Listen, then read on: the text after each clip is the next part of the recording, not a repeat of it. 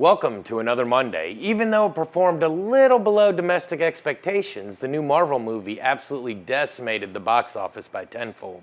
We see this new chapter in the ever-expanding MCU co-penned and directed by an Oscar-winning director.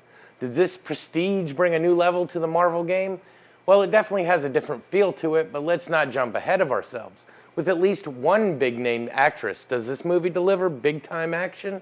Here's a look at Eternals. Our film begins with, of course, the Eternals arriving on Earth 7,000 years ago. They were sent here to protect Earth from the Deviants, a group of alien predators who would wipe out human civilization. These pretty much immortal beings all have superpowers and are also tasked with helping humanity evolve. They teach them advancements and have to decide the best times to give new technology in order to ensure that the human race flourishes and expands at the proper rate. The master of the Eternals, a celestial Arishem, has forbidden them from interfering in any human conflict, which is a nice way to prevent the obvious questions of why they never prevented any of the bad stuff throughout history. However, this causes more than a few problems, as some of our protagonist group loses faith in humanity as they see what we are capable of. Fast forward to present day. The Deviants have been gone for centuries and our heroes have all gone their separate ways, living their own lives among the humans. They stay in the shadows until some new Deviants appear and signs of world chaos start erupting. As a result, they have to seek each other out to combat this new threat, but we will soon see that not everyone has the same agenda. As the movie progresses, we see several conflicts arise. We have ever-evolving deviants that are stronger and more deadly. We find out the true mission of the Eternals at the same time they do, and they have to choose a side, whether to stand with their purpose and creator or follow their own adapted desires. We move back and forth in time, seeing the shaping of human civilization along with its possible conclusion.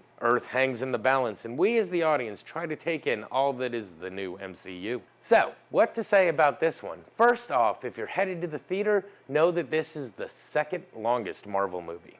With trailers and the required 2 post-credit scenes, you're in that seat for over 3 hours. It's shorter than Endgame, but with much less action in scenes of tension. I have a couple of problems with the movie. First off, there is a gaggle of main characters, so even with the long runtime, it's impossible to deeply connect with all of them. So the emotional weight of their outcome is not as strong as we've seen before. My main problem is Icarus, played by Richard Madden. What's my problem? He looks way too much like Sebastian Stan, so half of the time you're thinking, hey, when did the Winter Soldier get all these powers? It's petty, I know. There are some positives, though. Diversity has been brought to the MCU, bringing in a variety of new heroes from all different lifestyles. It is also fun seeing how through storytelling these heroes were the basis for Greek myths with characters of the same name.